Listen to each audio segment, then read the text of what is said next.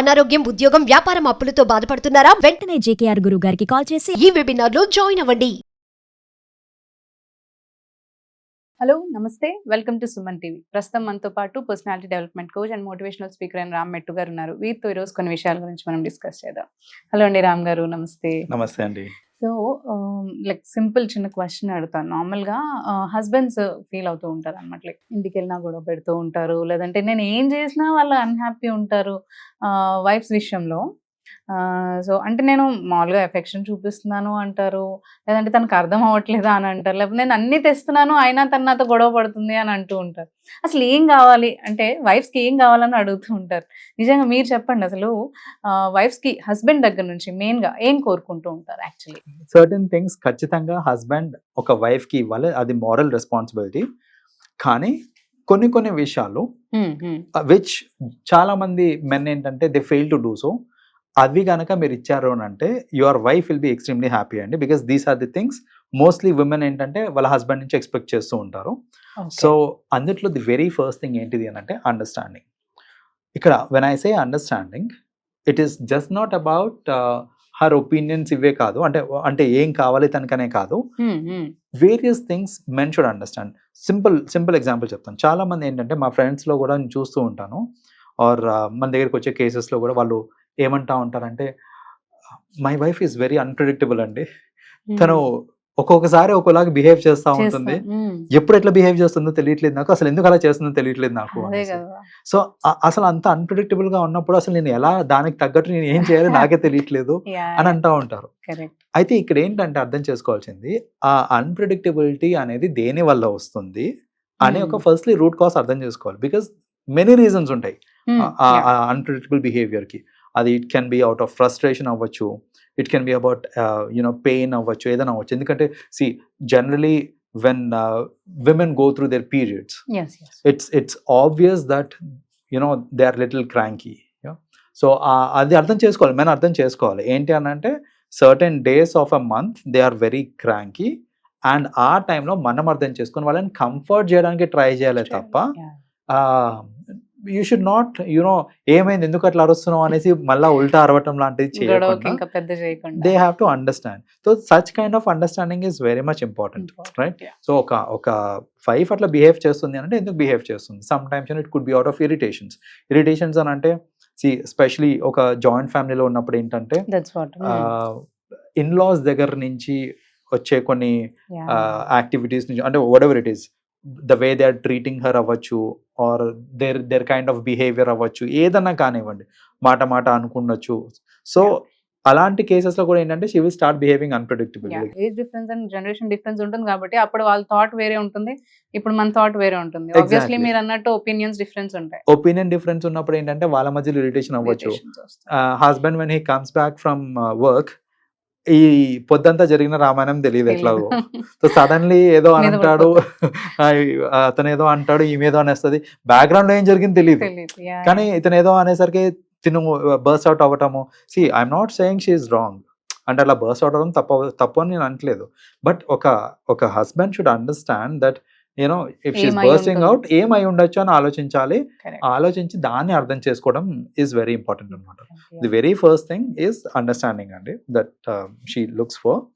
The second thing that she looks for is security. Like in any husband security అనేది చాలా important. అయితే ఈ security అనేది ఏంటంటే it can be financial security అవ్వచ్చు, సో వాట్ ఎవర్ సెక్యూరిటీ.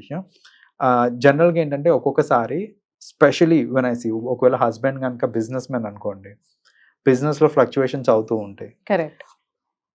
అంతా బాగానే ఉన్నప్పుడు బాగానే ఉంటుంది, కానీ ఒక్కసారి బిజినెస్ డౌన్ అయ్యి లాసెస్ లో ఉన్నప్పుడు ఒక కైండ్ ఆఫ్ ఇన్సెక్యూరిటీ ఫీలింగ్ అనేది వచ్చేస్తుంది వైఫ్ కి. అది సహజం.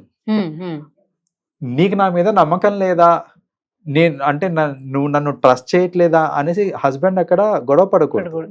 So he should understand that she's feeling for her own family అనేసి. It is just not for herself. వాళ్ళ పిల్లలు అవ్వచ్చు, అతను అవ్వచ్చు, అందరి గురించి ఆలోచించి ఏమైపోతుంది అనే భయం అనేది ఇది కామన్ గా వస్తుంది. ఆ భయంలో ఒకటో రెండో మాటలు అనేసే ఛాన్స్ కూడా ఉంటుంది.